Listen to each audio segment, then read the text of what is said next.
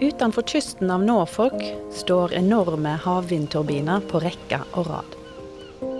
Storbritannia sitt grunne farvatten og sterke vinder strekker seg langt ut i Nordsjøen og gjør øya til en av verdens største ressurser for havvind.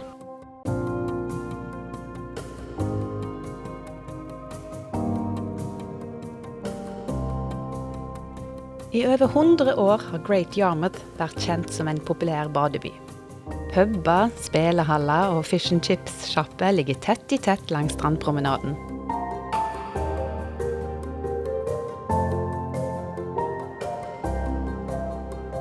Det fra denne lille charmerende byen at Equinor drifter havvindparkene Dudgeon Offshore Wind og Sheringham Shoal.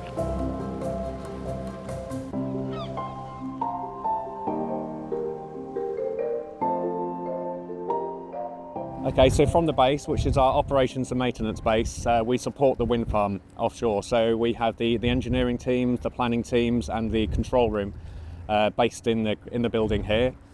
So the control room are vital. They start and stop and manage the work on the turbines. And also from here, we have our pontoon for our CTV, and we have our docking space for our SOV. So that's our service operations vessel and our crew transfer vessel. So from here, every 2 weeks, the guys will arrive. They'll get themselves onto the vessel. We'll get the equipment onto the vessel, and from there they will go offshore for 2 weeks and perform their service and maintenance on the turbines. Totalt omfatter de to vindparkene 155 turbiner. Et stort mannskap jobber for å holde turbinene operative, og de trenger mye sikkerhetsutstyr.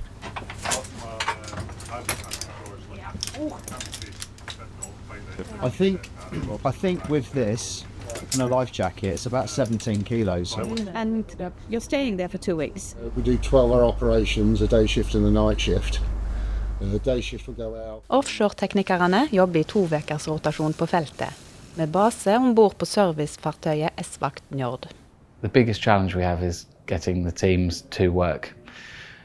With the turbines being out at sea and the substations being out at sea, similar to oil and gas in some respects, but our teams do not stay on the turbines 24 hours a day or overnight, so they have to go on and off every day. So there are people at the field every day? More or less, yeah.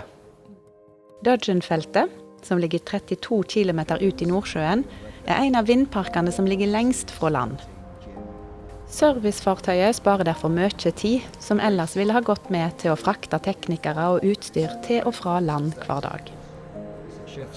You're now coming off. You lived here for 2 weeks. I'm now coming on. I live here for 2 weeks, and they try and keep the cabins the same. Arbeidslagene forflytter seg fra skipet til turbinene ved hjelp av et spesielt gangbrosystem, såkalt walk-to-work. The walk-to-work system works that the vessel approaches the turbine, and then the gangway operator, he moves the gangway out to 90 degrees, and when we move in the vessel in position, he connects to the turbine. And once he's connected and everything is okay, then we can transfer the techs from the vessel to the turbine by they walk across the gangway system. Teknikerne kan også transporteres til turbinene ved hjelp av en mindre mannskapsbåt.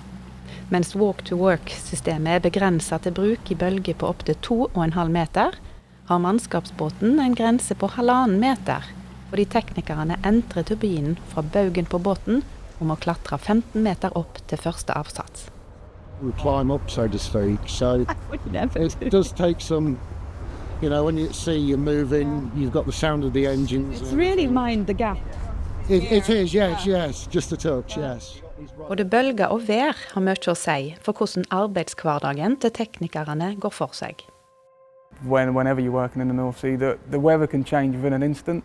So you could have beaming hot sun working in the turbine, the roof doors open, and then in the next minute it could turn and the environment conditions can change, and you've got to shut the roofs, your hands get cold from climbing. So in my opinion it would be like the extreme conditions you can find out there.